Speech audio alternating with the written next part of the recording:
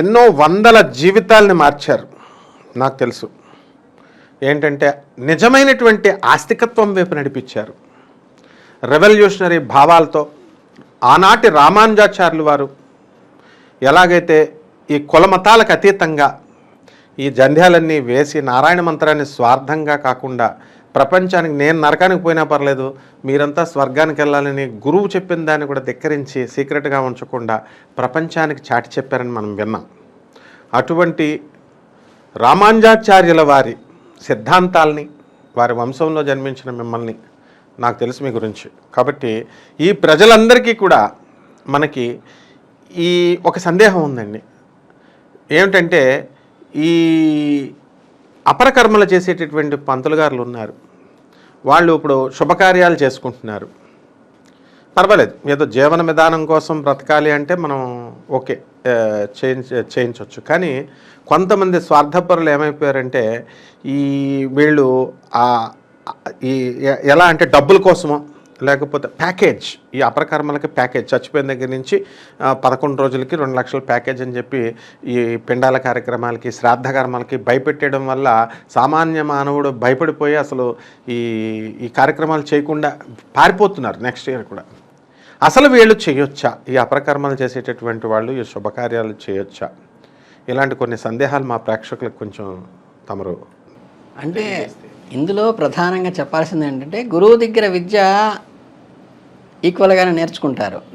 కావదేంటంటే ఇప్పుడు మాకు లాలో కూడా criminal procedure code, civil procedure code ఒకే లాలో ఒకే ఎల్ఎల్బిలో అందరూ నేర్చుకుంటాం. కానీ ఏంటంటే ప్రాక్టీసింగ్లో వచ్చేసరికి కొంతమంది ఈ పోలీసులు, వాయిదాలు, హత్యలు, దోపిడీలు వీటి మీద ఇష్టపడి అటు వెళ్తారు. కొంతమంది ఎన్ఐ యాక్ట్, సివిల్స్ ఇవన్నీ సివిల్ దావేది వెళ్తుంటారు. ఇవి వెళ్ళేది ఏంటంటే దీన్ని ఇది చేసేవాడు అది చేయలేరు, అది చేసేవాడు ఇది చేయలేరు. బట్ అఫీషియల్గా నాలెడ్జ్ అటు స్మార్తం నేర్చుకునేటప్పుడు ఏంటంటే పూర్వం అపురం రెండు నేర్చుకుంటారు గురువు దగ్గర. కాకపోతే ఏంటంటే కొంత దూరం వెళ్ళిన తర్వాత ఏంటంటే ఇవి చేసేవాళ్ళు అవి చేయటానికి లేదు, అవి చేసేవాళ్ళు ఏంటంటే కొంత మంత్రాల్లో తేడాలు వస్తాయి. ఈ మంత్రం చదివి క్షణంగా అది వస్తుంది. ఇంకెందుకు మీ గట్టిగా మాట్లాడితే ఏంటంటే మన సత్యనారాయణ వ్రతాల్లో పూజల్లో కూడా మనం అనకూడదు. కానీ ఇప్పుడు మీరు మనపారాధన చేశారనుకోండి, రక్తవర్ణం అంటే ఏంటి? ఎర్రని వర్ణం అంటే రక్తం రంగులో ఉండేటి వర్ణం. అదే ఆకు పచ్చ అంటే ఆకులాగా ఉండేటి పచ్చ. ఇప్పుడు మనకి కుజుడికి చెప్పాలనుకోండి, రక్తవర్ణ ఛత్రం, రక్తవర్ణ ధ్వజం, రక్తవర్ణ అని చెప్పాలి. ఆ చెప్పేటప్పుడు చాలామంది ఏంటంటే ఈ ప్రొనౌన్సియేషన్ ఓపిక అయిపోయి రక్త ఛత్రం, రక్తరథం, రక్త వస్త్రం అంటే రక్తంతో తడిసిన వస్త్రం, రక్తంతో అంటే ఏమవుతుంది? రక్తవర్ణ ఛత్రం అంటే రక్తవర్ణంతో ఉన్న ఛత్రము, రక్తవర్ణంతో ఉన్నటువంటి వస్త్రం, రక్తవర్ణంతో ఉన్నటువంటి రక్త ఛత్రమును రక్తవర్ణ అంటే ఏంటంటే ఇవి మనకి సాత్వికంలోనే ఉషార్చి తొందర పెట్టేసి కానీ మనపారాధన అవతల మేము ఫోటోలు తీసుకోవాలంటుంటేనే మనకి వెళ్ళిపోతున్నాయి కదా. అట్లాంటిది అపరంలో ఉన్న మంత్రాలకి పూర్వంలో మంత్రాలకి మిక్స్ చేసి చదివితే చాలా దోషాలు వచ్చేస్తాయి అన్నమాట. అందుకని ఏంటంటే ఇది సపరేట్గా ఇది చేసేవాళ్ళు వేరుగాను అది చేసేవాళ్ళు వేరుగాను ఉండటం ఏంటంటే అదేను వాళ్ళకి ఇవన్నీ శుభకార్యాలు చేసే వాళ్ళకి ఇప్పుడు మనకి మామూలుగా మన ఇంట్లో మనిషి మన సొంత తండ్రి చనిపోతేనే మనం కొన్ని వీళ్ళకి మళ్ళీ నిద్ర చేసేదాకా వెళ్ళకూడదు, లేకపోతే శుభకార్యాల్లో అభిషేకాలు, కళ్యాణాలు, కంకణం కట్టి పెళ్లి సూతకం అని అంటుంటాం. ఒక శ్మశానానికి వెళ్ళొస్తే ఇంటికి వచ్చి మళ్ళీ ఎవరింటికి వెళ్ళకుండా రావాలి అని నియమం పెట్టిన దానికి ఏంటంటే వీళ్ళు ప్రతిరోజు ఒక కర్మ చేస్తూ అదే బట్టలు వేసుకుని మళ్ళీ ఇక్కడికి వచ్చి అంటే అపరకర్మం చేసి వెంటనే ఇటు వచ్చి గృహప్రవేశం వీళ్ళంటూ శుభకార్యానికి రావడం అనేది ఇట్ ఈజ్ నాట్ కరెక్ట్ కాదు. కాబట్టి ఏంటంటే మనకి 2 పిల్లలు ఉన్నారనుకోండి, ఈ చేసేవాళ్ళకి వీళ్ళు ఇటు వెళ్ళేవాళ్ళు ఇటు వెళ్ళేవాళ్ళు ఉంటారు తప్పితే వీళ్ళు ఇక్కడికి రారు అక్కడికి రారు అనమాట. ఇవేంటంటే ఆ క్లారిటీ కోసమే. ఇప్పుడు జనరల్గా మీకు చిన్న హోటల్కి వెళ్తేనే పూరి అంటే కూర వేయాలంటాడు, ఇడ్లీ అంటే చట్నీ వేసుకోవాలంటాడు, అర్థమైందా? దానికి ఆ దినుసే పడాలి అంటారు. దీనికి ఇది ఇచ్చారనుకోండి, చపాతీ పెట్టి ఇడ్లీ పచ్చడి పెట్టారనుకోండి, కూరమా లేదని అడుగుతాడు. అంటే ఈ మినిమం కామన్ సెన్స్ అనమాట. ఇప్పుడు పైన ఒక లాల్చీ వేసుకుని కింద దానికి తగ్గట్టుగా జీన్స్ ప్యాంట్ వేసుకుంటే పైన టీషర్ట్ వేయాలి, పైన ఉత్తరం మేకప్ ఉన్నాను అనుకోండి కింద జీన్స్ ప్యాంట్ వేసుకుని.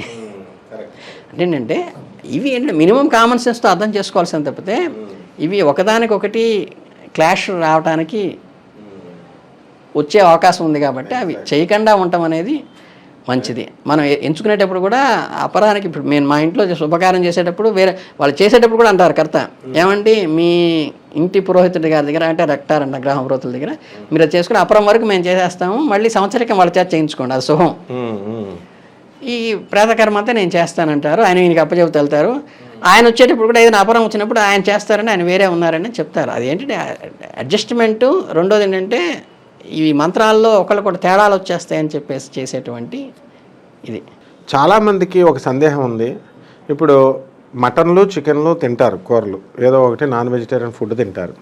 తిన్న తర్వాత ఆ రోజు దేవాలయానికి పెద్దమ్మ తల్లి గుడో ఇలాంటి గుళ్ళు ఉన్నాయి. దానికి కొంతమంది ఏమో వాళ్ళ ఫ్యామిలీ మెంబర్స్ లోపలికి వెళ్ళొచ్చని, కొంతమంది ఏమో వెళ్ళకూడదని ఇక్కడే ఆగిపోతూ ఉంటారు. ఇంకొకళ్ళు అందులోనే భక్తి ప్రధానం ఇవన్నీ కాదు అని చెప్పేసి గ్రామ దేవతలకు వెళ్ళొచ్చు, పెద్దమ్మ తల్లి లాంటి తల్లులకి, కృష్ణుడు రాముడు ఇలాంటి దేవాలయాలకు వెళ్ళకూడదు అంటారు. అసలు నాన్ వెజిటేరియన్ ఫుడ్ తింటే 48 గంటల దాకా పొట్ట లోపల ఉంటుందని డాక్టర్లు చెప్తారు. మరి ఇలాంటి సందర్భంలో అంటే 48 రోజులు అంటే వీళ్ళు 2 రోజుల దాకా వీళ్ళు దేవాలయాలకు వెళ్ళకూడదా? లేకపోతే భక్తి ప్రధానం అని చెప్పేసి వీళ్ళు మటన్లు చికెన్లు ఎప్పుడో పొద్దున్న ఎప్పుడో తిన్నారనుకోండి మధ్యాహ్నం, సాయంకాలం మళ్ళీ వెళ్లే ముందు తలంటి స్నానం చేసే వెళ్ళాలా? లేకపోతే మామూలుగా భక్తే ప్రధానం కోరికలు ఏం లేవు కాబట్టి అని వెళ్ళొచ్చా? ఈ సందేహం చాలా ఎక్కువ మంది, లక్షల్లో మందికి ఉందండి. మరి దీనికి మీరు ఏమంటారు సమాధానం మా ప్రేక్షకుల కోసం? అక్కడ మీకు ఫస్ట్ ఏంటంటే ఈ ప్రతిష్ట కలాపం తెలిసి ఉండాలి. ప్రతిష్ట చేసేటప్పుడు ఏం చేస్తారు, మామూలుగా మనం ఒక రాయిని తీసుకుని ఆ రాముల వారి కానీ కృష్ణుడు కానీ ఆయన చెక్కేటప్పుడు ఏంటంటే మీరు ఉలి పట్టుకుని విగ్రహం మీద కూర్చుని చక్కబాస చెక్కుతుంటాడు. అయ్యో దాని మీద కూర్చున్నామని తప్పని అనం మనం. అలాగే విగ్రహాలు చెక్కి బోల్డని విగ్రహాలు అక్కడ ఉంటాయి, అవన్నీ కూడా దైవంగా మనం ఆరాధించం. ఆ రాతిని తీసుకొచ్చి జలాదివాసము, ధాన్యాదివాసము, క్షీరాదివాసము ఇవన్నీ చేసి రాతిని పూర్తిగా ప్యూరిఫైర్ అయిన తర్వాత ఇక్కడ పంచాహనిక దీక్షతోనో లేకపోతే ఏంటి త్రయాణిక దీక్షతోనో వైఘాన ఆగమన శాస్త్రం ప్రకారం, వైష్ణవాగమన శాస్త్రం ప్రకారము లేదా శైవాగమన ప్రకారం ఆగమనం తీసుకుని వాళ్ళు బ్రహ్మ కూర్చోబెట్టుకుని దానికి ఇదంతా ఆవాహన చేసి ఈ 5 రోజులు చేసిన తపశ్శక్తి అంతా దాని మీద యంత్రం మీద ధారపోసి దాని మీద విగ్రహం పెడితే అప్పటిదాకా విగ్రహం ఎవరెవరో మోసుకొస్తారు. విగ్రహం ప్రతిష్ట అయిన తర్వాత అంటే నేత్ర నిమీలనం అయ్యి అందులో ప్రాణప్రతిష్ఠ జరిగిన తర్వాత మాత్రమే దాన్ని భగవంతుడిగా ఆరాధించి అక్కడి నుంచి మాత్రమే అక్కడ లోపలికి గర్భాలయంలోకి అక్కడ అర్చకులు తప్పితే ఎవరు వెళ్ళకూడదని, దానికి ఒక మనిషి కూర్చోబెట్టినట్టుగా అయ్యి దాని షోడశోపచారాలు పంచోపచారాలు రోజు చేయాలని, దానికి 3 పూట్ల నివేదన పెట్టాలని ఇవన్నీ పెట్టాం. ఇక్కడ మీకు అలాగే శిల్పానికి విగ్రహానికి కూడా డిఫరెన్స్ ఉంటుంది. శిల్పం అంటే ఏంటంటే చక్కగా నడుము సన్నగా పెట్టుకోవచ్చు, మిగతా అవయవాలు కొన్ని లావుగా పెట్టుకోవచ్చు, మీరు ఏ షేపులో అయినా చేసుకోవచ్చు. విగ్రహానికి ఏంటంటే హ్యూమన్ బీడింగ్ అంటే మనకి ఇప్పుడు అనోరనోయాన్ అన్నట్టుగా ఏంటంటే పైన ఉన్న స్ట్రక్చరే మనం తీస్తాం. అంటే మనకి ఇక్కడి నుంచి ఇక్కడ దాకా ఎంత కొలత ఉందో కరెక్ట్గా ఈ సైజే ఈ కొలత ఉంటుంది, అందులో ఎటువంటి మార్పు ఉండదు. ఇక్కడ నుంచి కంఠం కింద దాకా ఎంత కొలత ఉంటుందో దానికి కరెక్ట్గా 7 రెట్లు మాత్రమే మనకి పాదాల దాకా ఉంటుంది. అంటే ఈ కొలత, ఈ చేతి కొలత, కాలి కొలత సరిపోవాలి.